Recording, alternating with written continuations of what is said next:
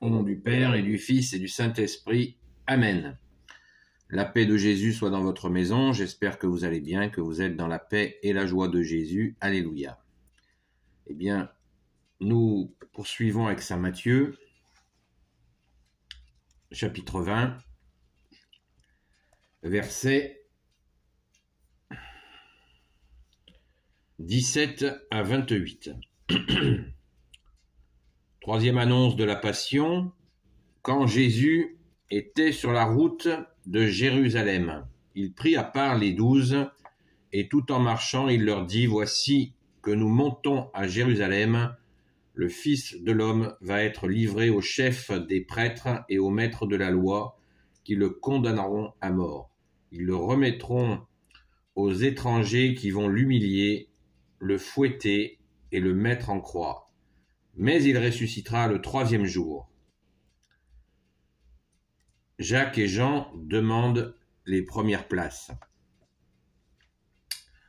À ce moment, la mère des fils de Zébédée vint trouver Jésus avec ses fils et elle se prosterna pour lui demander une faveur. Jésus lui dit : « Que veux-tu ? » Elle lui dit : « Tu as là mes 2 fils. Ordonne que dans ton royaume ils siègent l'un à ta droite et l'autre à ta gauche. » Jésus répondit : « Vous ne savez pas ce que vous demandez. Pouvez-vous boire la coupe que je dois boire ? » Ils dirent : « Oui, nous le pouvons. » Jésus leur dit : « Vous pourrez boire donc à ma coupe, mais de siéger à ma droite et à ma gauche, ce n'est pas à moi de le donner, ce sera pour ceux à qui mon Père l'a destiné. » En entendant cela, les 10 autres étaient indignés contre les 2 frères. Jésus les appela et leur dit : « Vous savez que les chefs des nations païennes se conduisent en dictateurs et leurs grands personnages abusent de leur autorité. Cela ne devra pas être chez vous. Si l'un d'entre vous veut être grand, qu'il se fasse votre serviteur, et si l'un d'entre vous veut être le premier, qu'il soit votre esclave, tout comme le Fils de l'homme, qui n'est pas venu pour être servi, mais pour servir et donner sa vie en rançon pour la multitude. » Merci Jésus pour ta parole. Alléluia. Béni soit le Père, le Fils et le Saint-Esprit. Amen. Eh bien, c'est la 3e annonce de la Passion. Merci Jésus de t'être offert pour nous et d'être ressuscité. On s'aperçoit encore une fois que les apôtres n'ont pas l'air de réaliser cette montée à Jérusalem qui va aller jusqu'à la crucifixion et à la résurrection, mais on l'imagine qu'ils ne s'en rendent pas trop compte, puisque nous savons qu'ils n'étaient pas présents lors de la crucifixion, qu'ils se tenaient à distance, qu'ils avaient peur.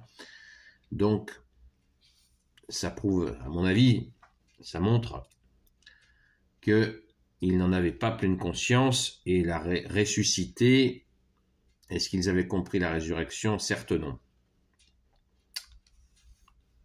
Il apparaît à chaque fois que Jésus leur annonce, là c'est la 3e fois que Jésus leur dit qu'il va être assassiné, eh bien, il ne percute pas.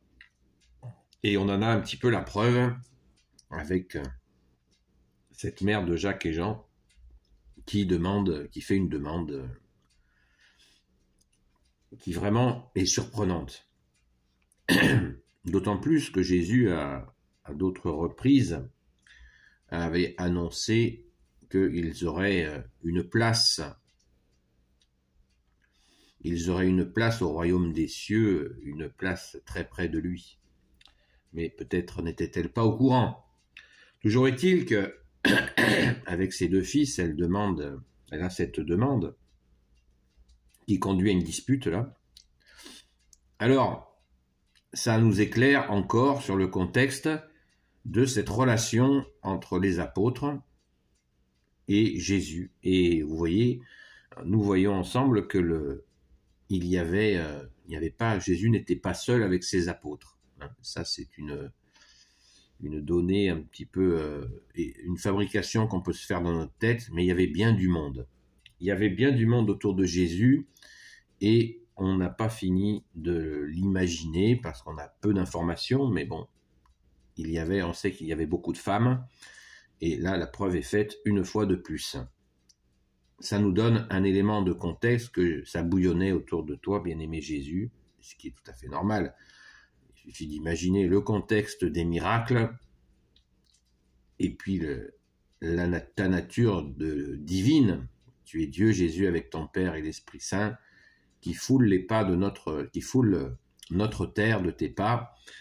Et cette autorité, cette prestance, cette puissance, bien sûr, bien des gens l'avaient complètement réalisé. Ils savaient que le Messie était là et qu'ils le voyaient, qu'ils avaient la grâce de vivre avec, sans se soucier forcément du lendemain, puisque Jésus nous le dit lui-même, à chaque jour suffit sa peine et demain s'occupera de lui-même. Merci Jésus pour ta parole. Donc, ces gens qui bouillonnent autour de toi, bien-aimé Jésus, eh bien, nous avons, par grâce, l'Évangile qui nous en tire ces moments substantiels, car à chaque fois, c'est une occasion pour nous enseigner. C'est pour ça que je le dis et je le répète, je ne fais que répéter ta parole, Jésus. Nous n'avons qu'un seul enseignant, qu'un seul maître, c'est toi qui peux seul nous enseigner. Et là, on voit cette dispute qui est organisée et Jésus y coupe court.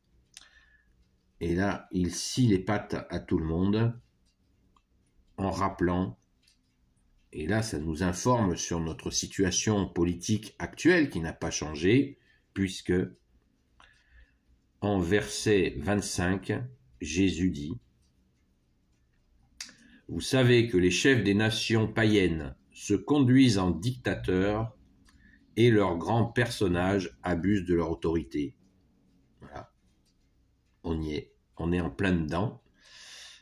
Se conduisent en dictateurs, c'est pas moi qui le dis, c'est la parole. C'est clair, c'est net, c'est d'équerre, on le savait, mais il y en a qui ont besoin de le comprendre. C'est ainsi, Jésus nous l'a dit, et nation païenne. Alors, est-ce que nous sommes une nation païenne? Eh bien, normalement, non. La fille aînée de l'Église ne peut pas être une nation païenne, et pourtant, depuis l'abominable révolution de 1789, eh bien, elle se comporte comme telle. Et pourtant, nous restons filles aînées de l'Église, la France reste fille aînée de l'Église pour l'éternité. Donc, il nous faut prier pour que la France reprenne sa position de fille aînée de l'Église catholique. Merci Jésus d'avoir pitié de nous et de nous permettre de revenir. Alors, cette autorité mystérieuse, puisque cette dispute où ils veulent les premières places, eh bien, Jésus nous explique comme hier. Je ne sais pas si vous vous souvenez de la lecture d'hier, mais à la fin du chapitre, de la lecture, pas du chapitre, de la lecture d'hier, eh bien, il nous est dit, Jésus, tu nous dis la même chose, et régulièrement Jésus insiste, non pas pour insister, mais pour que nous ayons la bonne compréhension. Cette bonne compréhension que nous sommes des rois de service. Nous sommes déclarés à notre saint baptême catholique, apostolique, prêtre, prophète et roi, que l'on soit bébé ou adulte, nous avons la même déclaration du prêtre qui fait de nous des serviteurs. Nous sommes déclarés prêtres, prophètes et rois, et nous sommes rois de service, jusqu'à être esclaves auprès des autres. Cela nous fait bien réfléchir. Tu y vas fort, Jésus. Mais souvent, notre bien-aimé Jésus, tu forces le trait pour que nous comprenions le sens profond des choses. Pas le sens caché, mystérieux, le sens profond. Qu'est-ce que cela veut dire? Se mettre au service de nos frères et de nos sœurs. Eh bien, c'est exactement ce que Jésus a fait. Nous avons sous les yeux, et les apôtres l'avaient encore mieux que nous, ils avaient sous les yeux le modèle de service. Jésus a tout donné, y compris sa vie. Merci Jésus d'être offert pour nous, et a ressuscité et resté avec nous, puisque Jésus, tu es avec nous, tu es présent dans toutes les églises au tabernacle. Donc soyons confiants que nous sommes dans la foi. Quand Jésus nous dit il faut prendre une place de serviteur, eh bien, quand on est serviteur, le maître n'est pas loin, c'est-à-dire Jésus.